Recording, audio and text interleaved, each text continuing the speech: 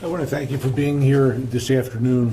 I'm going to keep my prepared statements very brief because I think your questions really go to the crux of the matter. I'm going to share with you about 40 seconds of body-worn camera footage that captures some disturbing images. As Sergeant Williams stated, we had responded to an attempted homicide call, and in doing so came in contact with a few family members, the youngest being an 11-year-old juvenile. What you'll see on the body-worn camera is the juvenile is treated the same way that we would have treated any adult.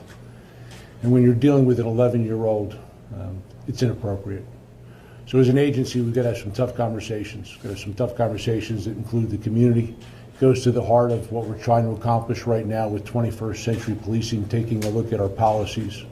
We need to look at everything from our hiring to our training to our supervision. What we're going to look at is when is it appropriate for discretion to override practice and protocol in dealing with an 11-year-old, and I hope to meet with the family later this afternoon. You need to take into account the situation, the young age, and respond accordingly. That being said, if we could dim the lights, I'll share the video.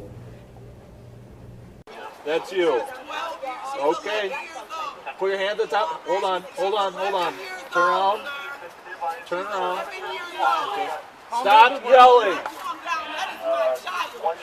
All right, you're going to walk backwards to me, okay? Okay, right there, right there, right there. Okay. Get him. Come back here. Put your right hand behind your back. No, you're fine. You're fine. You're all right.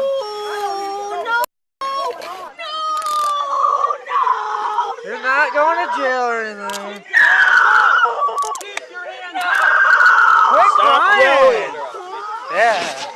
Just keep your hands up. Yeah, that was tough to watch. I mean, as you know, I spoke with the girl yesterday, and seeing this took it to a whole nother level. When you first saw that and heard those screams, what was your reaction?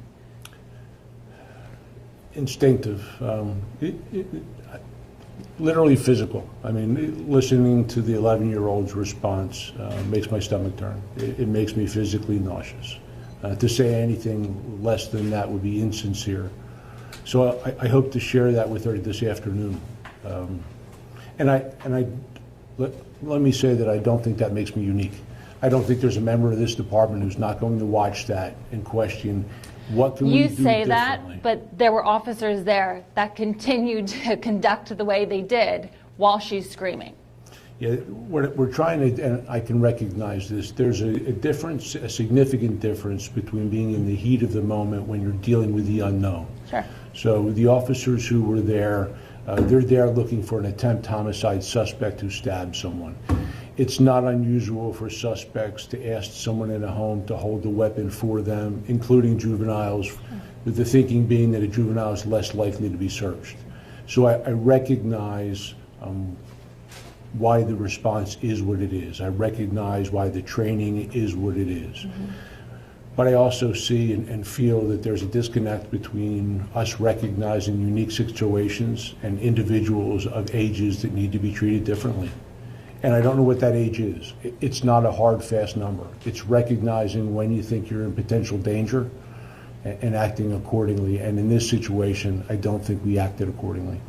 I think that discretion did not rule the day.